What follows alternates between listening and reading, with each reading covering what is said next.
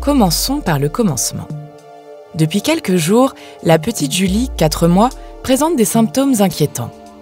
À l'hôpital où elle est accueillie en urgence, le diagnostic tombe. Elle souffre d'une salmonellose, une maladie bactérienne pouvant s'avérer critique chez le nourrisson. La situation est préoccupante pour Julie, mais aussi pour les dizaines de cas similaires qui semblent se déclarer partout en France au même moment. La souche de salmonella isolée sur Julie, comme celles prélevées dans le pays tout au long de l'année, sont généralement envoyées au Centre national de référence des Escherichia coli, Shigella et Salmonella de l'Institut Pasteur pour y être analysées. Qu'est-ce qu'un centre national de référence ?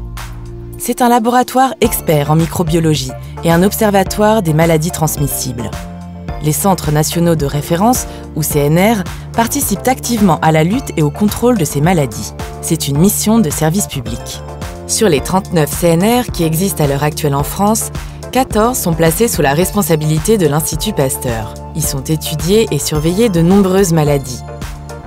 Quelles sont les principales missions de ces laboratoires particuliers ? Les CNR ont pour mission l'étude des virus, bactéries, champignons ou parasites dont ils assurent la surveillance.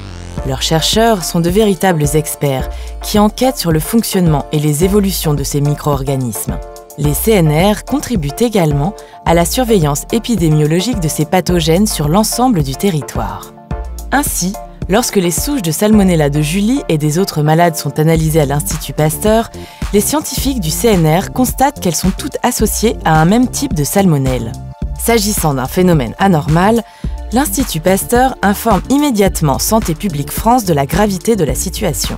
Alertés, les pouvoirs publics pourront alors entamer les investigations épidémiologiques correspondantes pour en déterminer les causes et mettre en place un plan d'action adapté à la situation. La petite Julie sera soignée et son entourage protégé. On apprendra rapidement pourquoi et comment elle a été contaminée, ce qui sera très utile pour enrayer la propagation de l'agent infectieux.